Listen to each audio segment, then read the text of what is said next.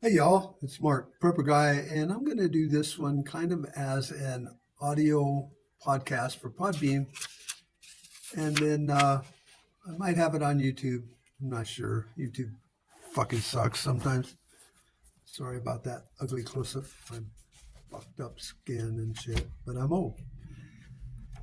And so I was going to talk about something I was watching just now on YouTube, and it's a channel kind of worth watching, Economic Insights. And he was talking about the 8 or 9 things that you should hide from the looters that are going to show up when shit hits the fan. Now, for years as a prepper, I have said and still say and stick to it that when the world goes to shit and there's a Tiatwaki event or a collapse, it will be because of our political leaders. And thanks should be given to them at the point of a gun, maybe when that gets that bad, for wrecking our lives and our country. I mean, to me, if someone came on my property and started throwing rocks at my house and breaking windows in the middle of the night, or hurting or shooting my animals, or um, threatening my life or shooting into my home, I feel that I have a right as an American to defend myself and to shoot them fuckers. And when you really look at what's happening in our country today in America, that's exactly what our political leaders are doing. They're taking your livestock. They're telling you you can't grow on your own property. They're telling you that you can't defend yourself. They're telling you all these things that you fucking can't do, which is fine. We've all grown used to that the government's always telling us what the fuck to do. That's why we call him Big Brother. Um, doesn't mean we can't kick Big Brother's ass once in a while when we get bigger than Big Brother, but apparently we're not going to do that. So in the news, it seems like we're getting really screwed. I mean, they're taking away our guns, even though the Supreme Court has made a few rulings that are like, yeah, fucking about time you guys woke the fuck up. But that doesn't matter because our political system and the media doesn't really care what the Supreme Court has said unless it's saying something about how cool they are. Then they care. They didn't care about all the nuances of Roe v. Wade until it became a shitstorm, and then they fucked it all up. And now the Supreme Court said, well, it's back on the states, and everybody's mad now, even though it was always a state issue. So that's my point in this podcast is, our government has become a very attack kind of mindset. Like, how can we fuck Americans even more? How can we take more of their shit? How can we break into their property and steal their rights? And therefore, I think, just like any good American, should be able to defend themselves. Now, they'll say, Mark, you can always sue them and take them to court. Well, fucking thanks. I know that. But what good does it do to take a lawyer to court because he didn't pay you $5? You're not going to win it. You're not going to win the city when they said you have no right to add on to your house without kissing their ring. Even when you're right, you're fucking wrong. So thanks for the heads up. But you start coming in and taking my shit, then I might shoot you. They don't do it that way. See, they do it really sneaky. So I'm listening to this Economic Insights, and he's talking about 7, 8 things you should hide from looters when they come. Okay. I'm going to modify that a little bit and say, well, let's define the word looters, because the government, local, state, federal, are nothing but a bunch of looting jackals. And they do it under cover of law, even though they say we're a nation of laws.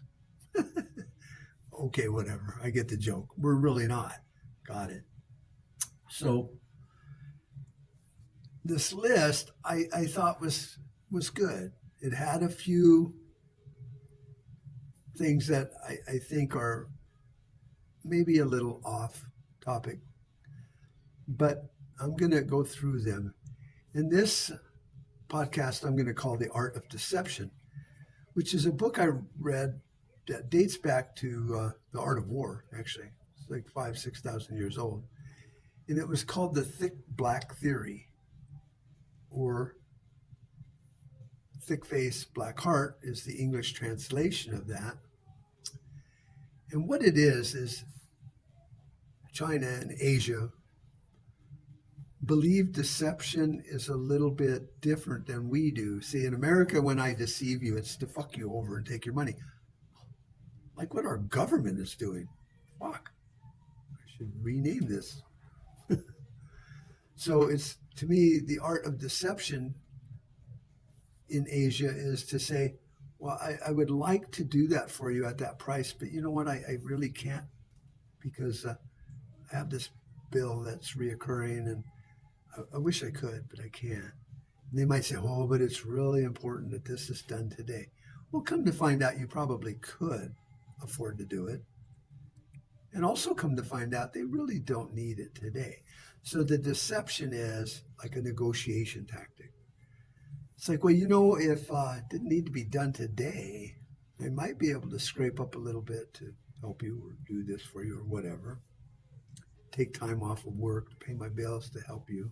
They go, well, you know what, that would be great. In fact, if you could come next week on Tuesday, I think that would be okay also. It's like, oh, instead of going, oh, I got you. See, it's not that important today, is it?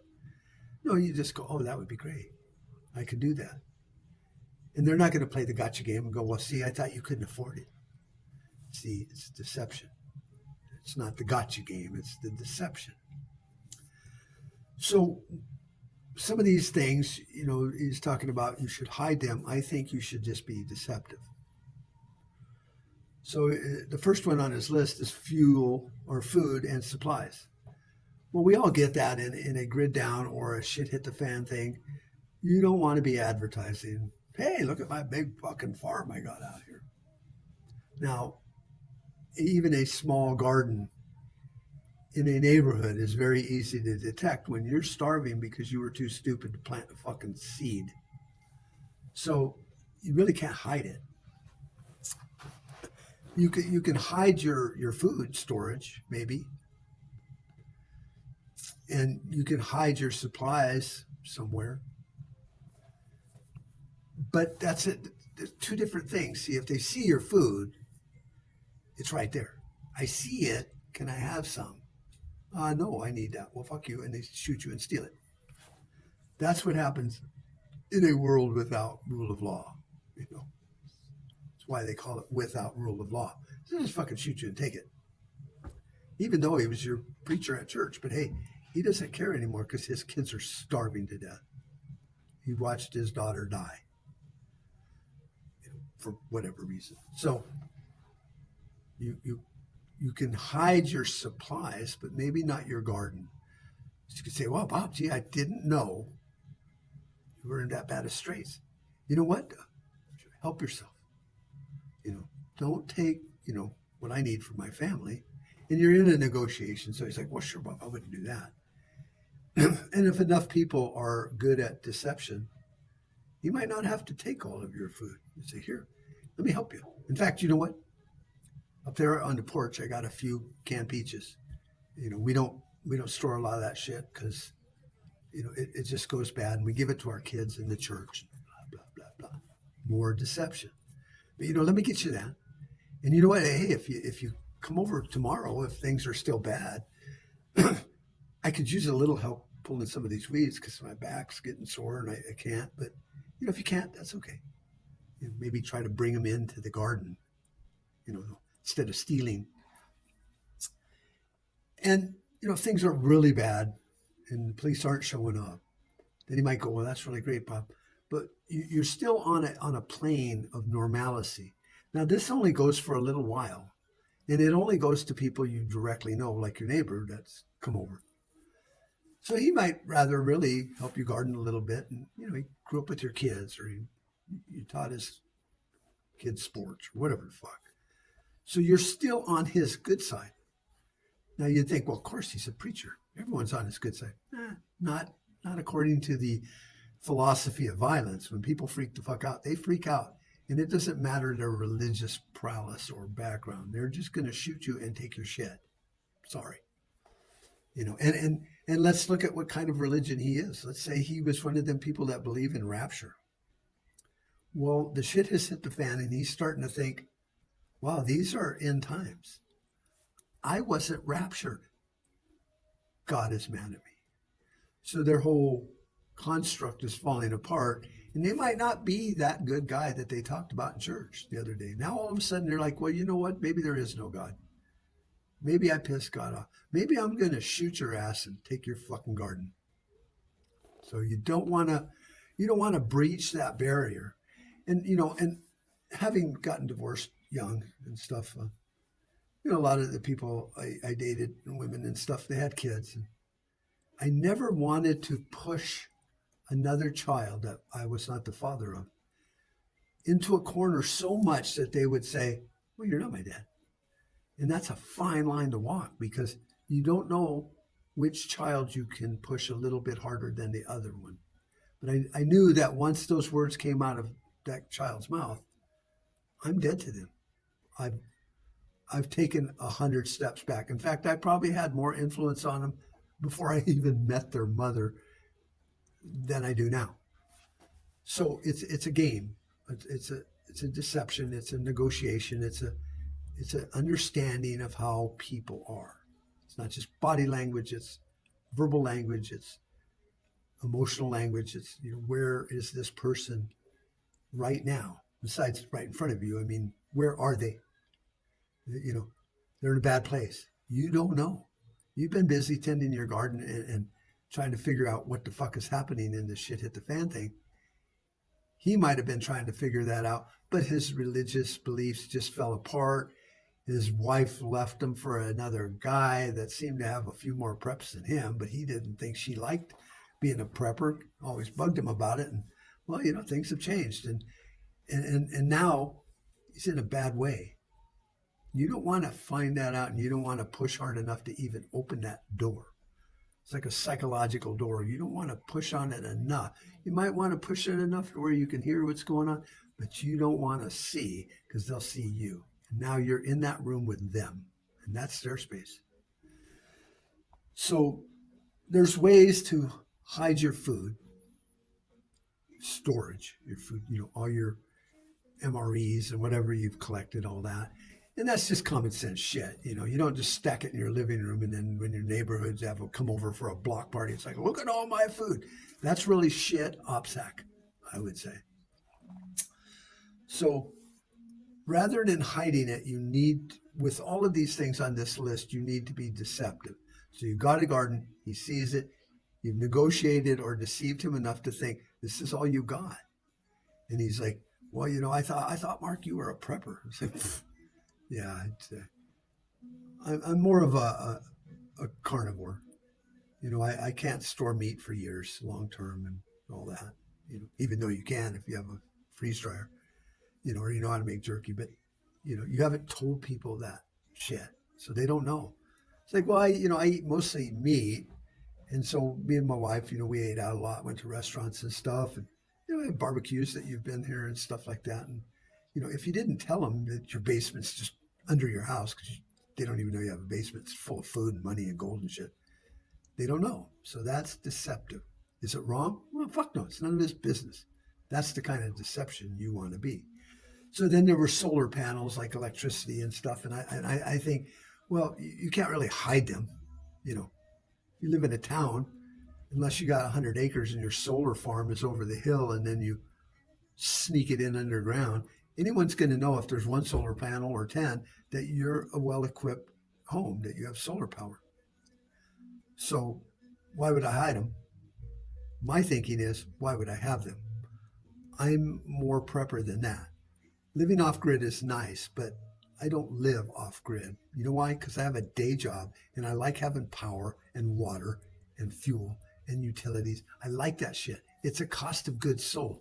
If I want to live in society and work my ass off, I don't want to live off grid. Now, if it's my hobby to build a solar equipment and say, I don't get an electric bill, awesome. But I'm not going to, and if I did, I'm not going to be able to hide it. And so in a grid down situation, then all of a sudden when everything turns to shit, are you really going to have all your fucking lights on in your house at night? No, you're not. So, I keep usually about 50 solar lights around my yard, walk path lights and all that stupid shit that are pretty fucking bright. So if I need a candle in my house and I don't have a candle, I'll bring one of my solar lights in and set it on the counter. And look, I bring 3 or 4 of them and point them at my stove. I can cook food and eat. Done and done. If I need, most of them have a switch. You just turn it off and it goes off. So I don't want my house to be a beacon in the world of darkness and silence. I don't want my TV on blasting and shit because the world has ended. Your normalcy bias has gone from all of these things that you think you should supply and keep and have and hoard to they're all now liabilities that can get you killed. So most people I know that I'm a hoarder, but what I hoard is lumber, steel, metal, weird old antique tools and stuff. And they don't know I get them working or not. They just think I'm a fucking weird old dude. Why do you have all that pile of steel out there? It's like, man, I don't know. I might want to weld something together someday. I got a welder and, we'll make a sculpture. And they think I'm crazy enough to do that. But they don't need to know what the fuck is going on in my life at all. So the next one is generators, which is, the same line and power and stuff. And it's hard to hide a generator unless you have somewhere where you can put it and deal with the exhaust that you can shut it the fuck up because the noise levels are redonkulous. So more OPSEC, your 6 or 7 kinds of security, like there's noise, smell, litter. I can't remember them, but there's like 6 or 7 SACs, know your SACs.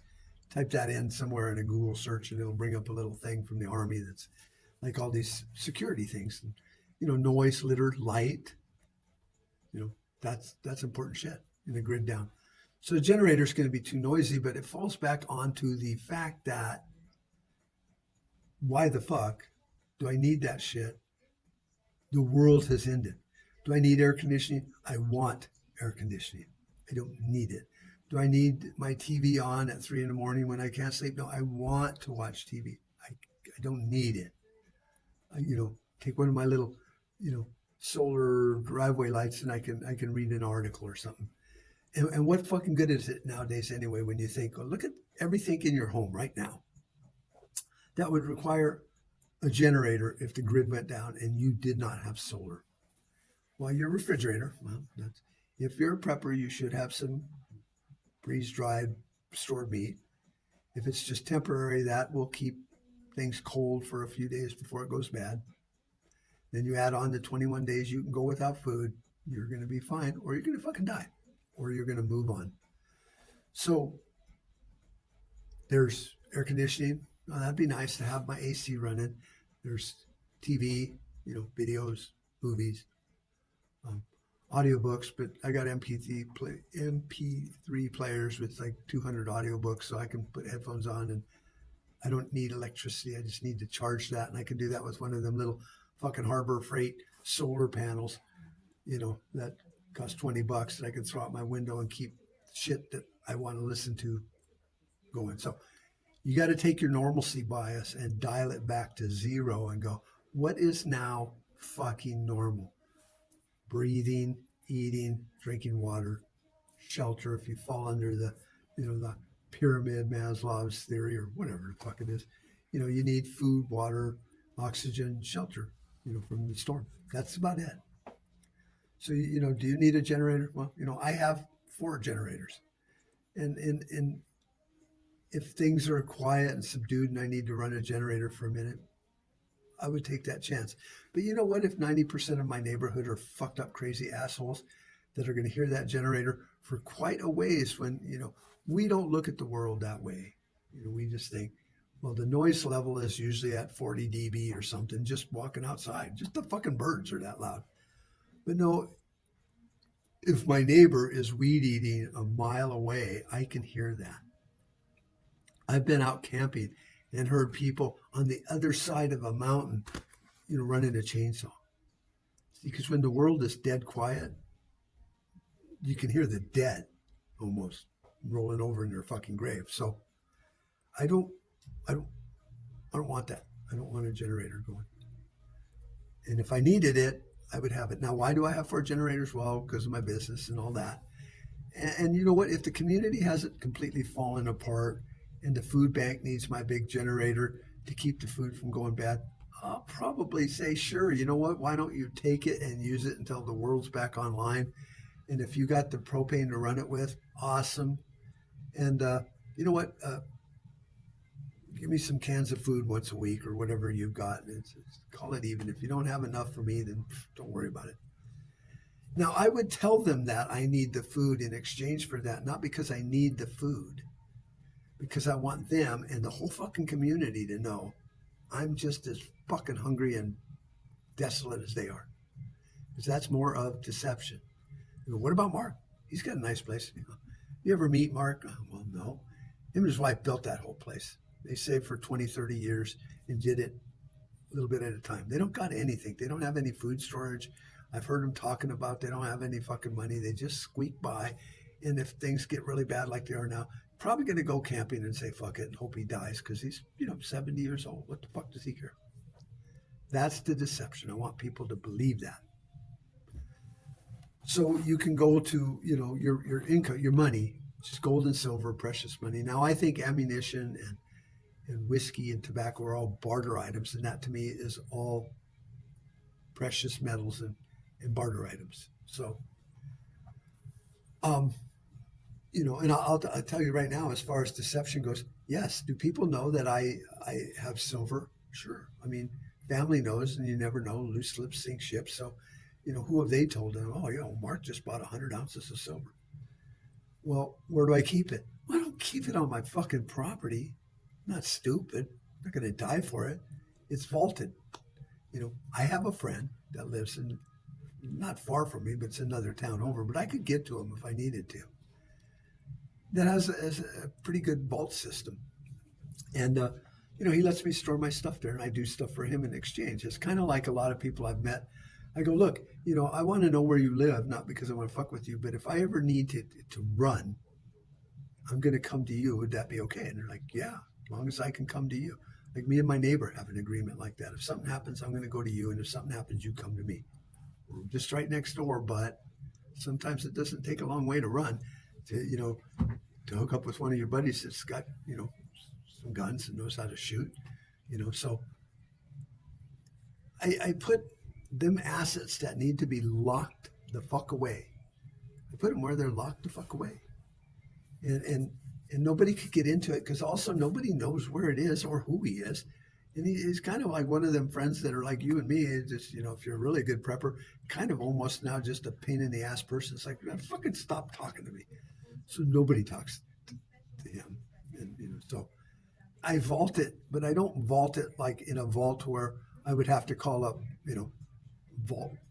Vulture Shit International, 1-800 hide my shit, because that would be stupid. I need to be able to get it and grab it. So I don't need it immediately. It's not like a fucking handgun that I maybe need right now. It's something that I could, take a hike for a day or two and get my shit because I need it. Even if he's not around, I know where it is. I know where he keeps it. And he does this for a lot of people. It's almost like a side hustle to him, but it's so below board that nobody even knows. Just the people that have shit in there. And I can go and get my stuff. And then he's got a little fucking chicken shit security thing, because most of the security is the fact that you can't open them fucking safes. Got to belt them himself, which is actually a good idea. And maybe I should do that, one of my fucking weird projects. So I can push a button and leave a little quick recording. I don't know what's on the other side of that button, maybe a cassette tape. But it's like, it's marked withdraw. That's it. No numbers, no amount, no nothing. And I, and he knows who that is. I can say, Mark, deposit. So that way, if something were to happen, I couldn't sit there and go, hey, I'm short all this money, man. You got robbed. It's like, well, no, right here it said you made a withdrawal. Oh, so is it like saying that you're going to like a big vault, like a Swiss bank or something? No, it's some hillbilly motherfucker that I met that thinks like I do. Government will fuck you, and if you give them the chance, they'll do it twice. So he's a paranoid freak, kind of like moi. And now, some of my other assets I do keep around the property, but they're buried.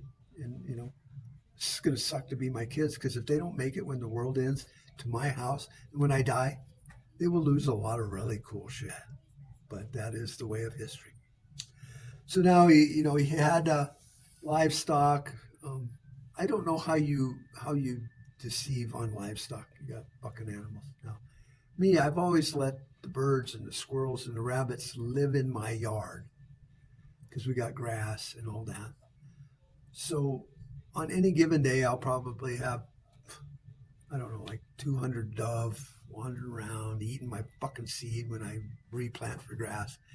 Rabbits in that time of year, probably 10, 15 families of squirrels running around fucking up everything I've built. But the reason I do that is because we have a little dog and we have hawks, and there's been an eagle a couple times up on one of the telephone poles, and owls.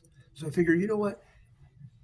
To give my dog a fighting chance, I'm going to have all this other food around that the hawk would probably attack, you know, a squirrel and fly off with it, or a dove or a quail or something, rather than my dog that would probably put up a fight and probably weighs more than he could pick it up. And dogs are pretty fucking vicious. And so, I have the dog to protect, and I leave all those little critters around to just keep an eye on it. Awesome. So livestock, I guess if I was really into raising chickens, well, I wouldn't, but I wouldn't have them.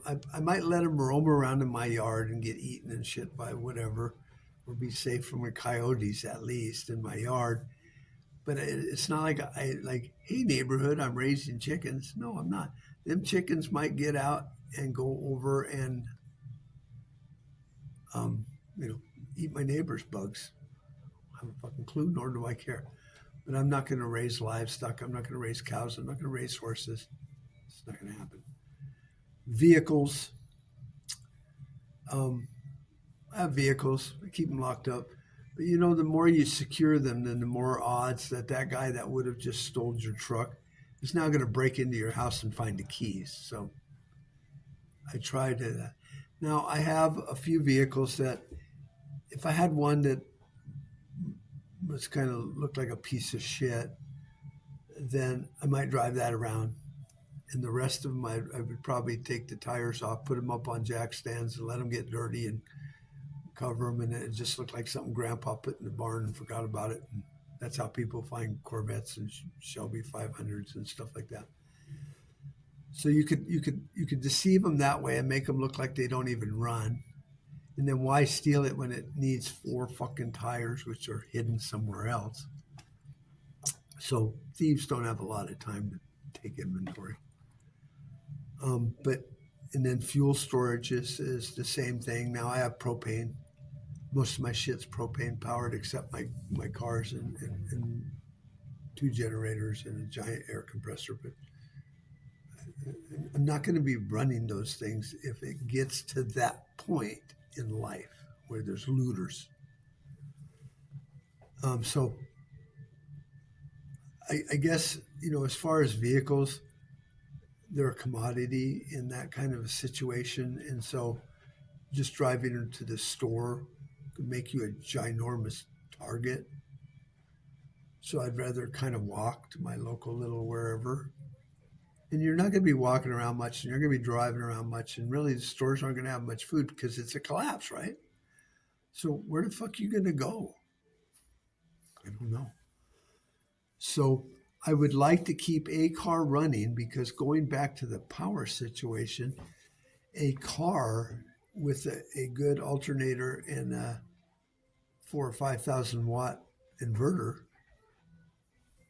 is your generator. It's quiet as fuck. It's 10 times more efficient than a noisy ass Briggs and Stratton generator, telling the neighbors, hey, I'm still awake, doing something with all this power. Whereas you start your car, I mean, how many times have you walked outside? You're like, I do this a lot because I'm in construction or something. So I'll jump out and I think I shut my truck off, but I didn't. And then I'm right inside the door talking to somebody about something, and I go back out and it's like, fuck, I left my truck running for 10 minutes. Couldn't hear it. He couldn't hear it. The neighbor couldn't hear it. Nobody fucking heard it. And that will produce a lot more electricity that would charge batteries for at night and do all this shit that you would do with the generator. You can run power tools with it, and it's super duper quiet. And you know what? Odds are you're going to have it with you. You know why? Because you're going to go cut wood. It's quieter than a generator, and an electric chainsaw is quieter than a real chainsaw, and it's got more torque, and it probably works more efficiently. And if you have a battery powered chainsaw, will eat wood that big around just like that. You don't need a steel chainsaw, which I have. I don't even know if it'll start because I bought cordless. So what do I care? So you can charge up your cordless shit before you go to chop wood. And how much wood do you need? What are you going to stack 10 cords of wood? If you're in an area that long, you're going to end up getting shot and your truck stolen and your chainsaw and your cords of wood. So you got to kind of always remember the world has fucking ended. So nobody cares if someone shoots you. All they care about is what are you doing out there? Oh, wood. I need wood. Bam, you're fucking dead. So that's what you kind of have to do in life. You need to look at it that way. So, and then tools. Now, I agree that tools are something you should hide, but it's like anything else. Tools are like precious metals or food. You don't leave them laying around in an in time situation. You got to stash them. You got to hide them. You got to keep them charged and all that with your little tiny solar panels that you can stash around, or put it in the trunk of your car with your inverter and let it run while you're sitting there, talking to somebody, and it'll charge all those batteries pretty fucking quick. So, and then just don't let people know you have them unless people see you using them for a barter or something like that. Now, the biggest part of the deception is, I would think, out of that list, I'm done with my list, which was, it was good, and the person on the video had some really good points. I'm not going to diss on them, like some of these 10 things you need to know why you don't go to the mountains, 10 reasons you should go to the mountains when the world. It's like, you know what? I can figure this out. I don't need your shit advice. But this was a pretty good list because it made me think of, well, yes, these are important items you need when the world hits the fan, especially if you're going to stay home and hunker down, which is another thing that I didn't even discuss because hunkering down is like a no exit strategy, bad plan. There's no plan B when you're trapped in your house surrounded by looters. Plan B is to eat a fucking bullet. So um, it was pretty good, but I think the biggest thing of it is understanding that you're in a community. Now, I'm lucky enough to live in a smaller community, but our business is a large community where we're at. So it's like 30 miles, I think. So I talk to people. I get to know my neighbors, and I try to target knowing the people that my wife doesn't like because his yard's a mess, or you know he dresses weird, or why doesn't he fix his teeth? Because those are hillbillies, and I like hillbillies and rednecks because a country boy will survive. So most of them, they don't really do a lot, but they're always busy doing shit. So obviously their bills are paid because they haven't been evicted. They own their own home. So these are the people I want to know because as I talk to them, I can do my deception. Wow, Mark, you putting in a lot of work in that house. Like, yeah, that fucking about killed me. Oh, why? It's like, well, I built it myself. That foundation, I poured. The stem wall, I built. Every piece of wood you see in that house, I cut, sanded, and painted. Me and my wife. We nailed it. We put it together, you know. You're like, wow, that must have took a long time. It's like, yeah, a couple of years actually just to do that one thing, but I enjoy doing it. I don't pay people to do it. So, I might have a $400,000 house. That's only because of appraised value. That doesn't mean I have $400,000 of liquid cash laying around where you could rob me and steal it. So it's not like you could pick up my house and run down the fucking street with it. No, it's right fucking there where I left it. So I let people know that I don't have any money. I've spent it all on these things that, like my house, that can't be picked up. And they go, well, you got a lot of tools. Like, oh, yeah, kind of, they're all cordless, but, I burned up my compressor, fucking building the house, and I had to get another one from a friend. And, it may seem like I'm lying, but it's really not. He knows I own a business. But, when I talk to your house business, well, it's kind of slow, really. It's not, you know. I mean, I've just talked here for about an hour and no one's come in or called. So it has slowed down, but that's because the economy is fucking tanking. They're just blowing, fucking hopium up your ass because the economy is crashing bad. So you got to learn that, my wife likes to post stuff on Facebook, and, I think it kind of gives her a thrill to argue with people and piss them off because I like doing that too. But, when she posts something that we've accomplished on our house that might look like we have money, she always people are like, wow, you built that yourself because they all know us. They know that, you know, money's tight with everyone. So whether, if somebody has a big house and a bunch of cars, that's just leverage. Mine isn't leverage, it's paid for. It's been paid off for 20 years. But it doesn't mean I have any money just because I spent all my fucking money fixing my house to make it that valuable. But I did it myself as a challenge, to do it. I like doing that shit. So if people understand that just because you have a big house and a bunch of cars, it doesn't mean you have a fucking two nickels to rub together because you probably don't. You're either leveraged, and the only reason the bank hasn't took it because the tow truck driver hasn't showed up yet, the repo man, or you're living on a prayer. Now, I'm not saying that looters and thieves are smart people, because they're not. But they're smart enough to know you don't rob a Circle K with a loaded gun, because that's armed robbery and it's way more time added to your sentence.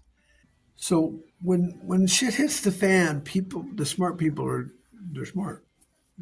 But when all the amateurs become looters, I guess that's what I'll say, they're not going to be that fucking bright. So they're going to think you're rich just because you look like you have money. And rich is very abstract and subjective. Because I have a house that might be appraised at, $300,000-400,000. Also live in a neighborhood that's old. I live in a community where, my house being maybe 300,000, 400,000, 500,000, whatever it is, because it sits on an acre of land, is just not really a big deal. It's just nobody's got $1 million house, but that's based on comps and stuff. But if somebody looked at it, they'd think, well, you got a lot of shit. Well, I have a tractor. It's been paid for years, so I'm not leveraged, and and I'm not rich. When we decided to buy a tractor, we bought a tractor and we paid it off within a year, and now it's paid for. Doesn't mean I can afford to put new implements on it or keep it full of diesel. Maybe I can, maybe I can't. But that just becomes another thing. If they steal a tractor, then where are they going to get the gas? Oh, fuck, now I'm back to my... And stealing a tractor requires working. Nobody's going to be out buying one. So most people are going to be stealing the nickel and dime shit. They're going to be breaking into your car. And if it doesn't start, they're going to take your change out of your change thing or the glove compartment. They'll go through shit. They're not going to steal the title because they don't want it. They're not going to steal your insurance papers because that doesn't do them any good. They're not even going to steal your fucking jack because that doesn't do them any good. they can turn the key and it starts and runs. They'll go on a joyride for 10, 15 minutes, and then they're 10, 15 minutes down the road. And then it quits running, it's out of gas and shit. Now, one of the things he talked about in that video was about keeping your vehicles running. And yeah, that's a good thing if you're going to bug out, because you want to keep it topped off with fuel and in good shape and all that. But what if somebody steals your truck that you just filled up with a tank of gas, $200? Now you just gave them a vehicle that's got a 200-mile range. Thanks, man. You were really cool. So I'd rather just have it practically be on empty. You get maybe out of town and then they got to walk, So there's a lot of, I guess my point to the art of deception here is there's a lot of things to think about. And sometimes you just can't be that cut and dry about it. Well, hide all your food, do all this, build a bunker, have a underground location, have a bug out location. It's like, that doesn't work for most people. And if it does, then they got a lot of money. I don't have a bug out location, but I know where I'm going if I have to bug out. It's up on free government land or BLM land. It's up in the mountains. I'll go hide for a while. I can hunt. I can shoot. I know how to do all that stuff. If a park ranger were to show up, which they won't because they're not getting paid, then I'll just tell him I'm prospecting. Totally legal. If he knows his fucking job, he knows it's legal to prospect anywhere on federal land and BLM land. It's just not a national park.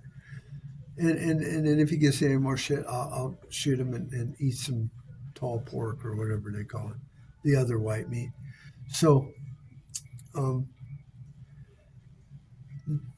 there's a lot of nuances to this. So if you're going to leave, then it's a whole nother set of criteria you got to have in your head. I'm a bug out prepper. So most of my supplies I can pack up. I can grab my go bag. I can be out of here. And if I got 500 shells, 22 shells in my rifle, that's approximately, I don't know, 50 pounds of meat or 50 days of meat. I don't know. Shoot a rabbit with a bullet, eat it, keep on going. I'm not going to grow tomatoes. I'm not going to make bread. I'm not going to do all that shit. I'm gone. I'm the fuck out. Got a couple of MREs in there, so if I have to cold camp, I can. So anyway, I've gotten a little off topic because my phone keeps crashing on me and I think I'm out of memory, so I should probably say adios. Take it with a grain of salt like everything else I say and everybody else does say. But to me, the art of deception is not being deceptive. It's not wrong to be able to deceive fairly. And in Asia, the art of deception is a practice that is not done to deceive or to get the upper hand in somebody. In fact, the thick-faced black heart means people can't see who you are because you have a thick face. And you portray weakness, just like the art of war, when you're strong. And when you're strong, you portray weakness and vice versa. That's deception. The black heart is when you would actually use that gift to take from other people. So it's the yin and yang typical thing.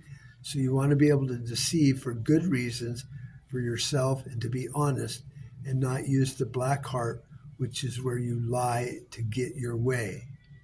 So deception is a good thing unless you use it wrongly, badly, whatever. So that's how I look at it. And I think that there's nothing wrong with telling people I can't. I don't have the money. Just like people on the street corner now and say, when they actually ask with their out loud voice, hey, can you help a brother out? It's like, I'm sorry, everything's plastic. And they're like, yeah, I know.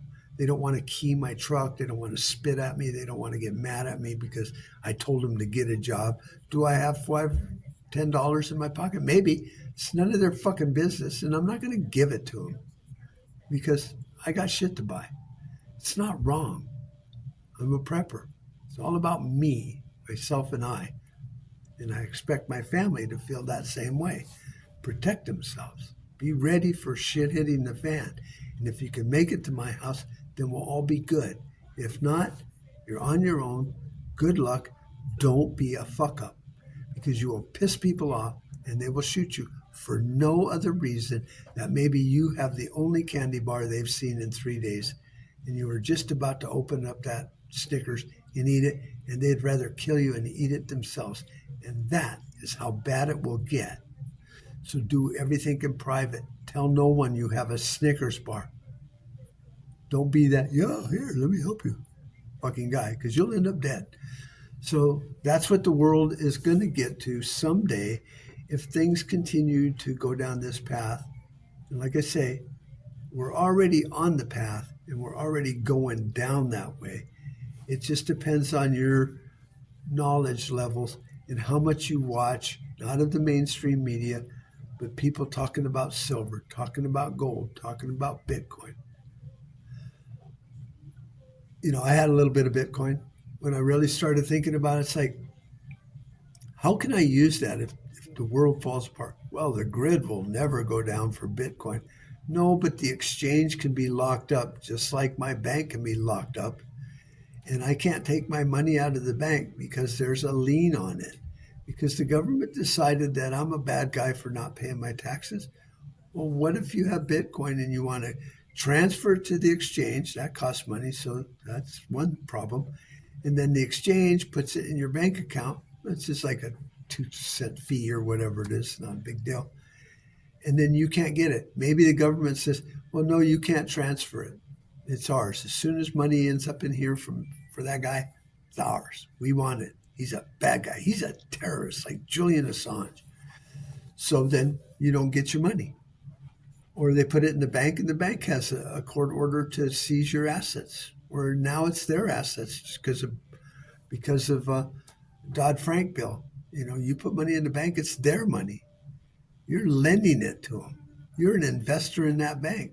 So if $10,000 goes rolling on up in there from you or somebody else, that's their money. So it's a counterparty risk that I'm not comfortable with anymore, only because I'm old.